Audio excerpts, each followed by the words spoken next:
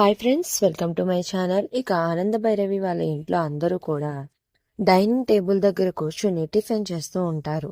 ఇక అప్పుడే ఆనందకి వడ్డించడానికి తన పక్కన అయితే శరణ్య నుంచుని ఉంటుంది. ఇక అప్పుడు ఆనంద అంటూ ఉంటుంది, అమ్మ శరణ్య, ఈ ఇంటికి వచ్చినప్పటి నుంచి ఈ ఇంటి బాధ్యత అంతా నువ్వే చూసుకుంటున్నావు. పైగా ఈ మధ్యనే వచ్చి ఆఫీస్ బాధ్యతలు కూడా నువ్వే చూసుకుంటున్నావు. దానికి నాకు చాలా సంతోషంగా ఉందమ్మా. కానీ నువ్వు ఇంకొక పని కూడా చేయాలి. ఇక మీదట ఇంటి బాధ్యతను, ఆఫీస్ బాధ్యతను నువ్వు అంతా కూడా మీ అక్క ప్రీతికి అప్పగించాలి. తను పెద్ద కోడలిగా ఇక మీదట ఇవన్నీ తనే చూసుకుంటుంది అని అయితే ఆనంద భైరవి అంటూ ఉంటుంది.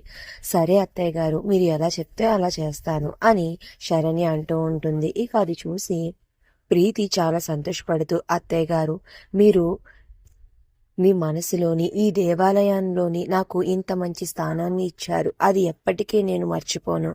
ఇంత గొప్ప స్థానం, అవకాశం ఇచ్చిన మీకు, ఈ కుటుంబానికి ఈ ఊపిరి ఉన్నంత వరకు రుణపడి సేవ చేస్తూనే ఉంటాను అత్తయ్య గారు అని ప్రీతి చాలా సంతోషంగా అంటే లీలావతి, రోహిత్ కూడా చాలా సంతోషపడిపోతూ ఉంటారు.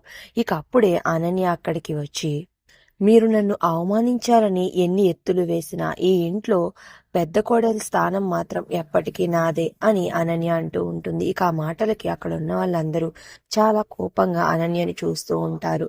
మరి ఇప్పుడు అనన్య ఎలాంటి కుట్రలు చేయనుంది అనేది నెక్స్ట్ రివ్యూలో తెలుసుకుందాం. వీడియో నచ్చితే ప్లీజ్ సబ్స్క్రైబ్.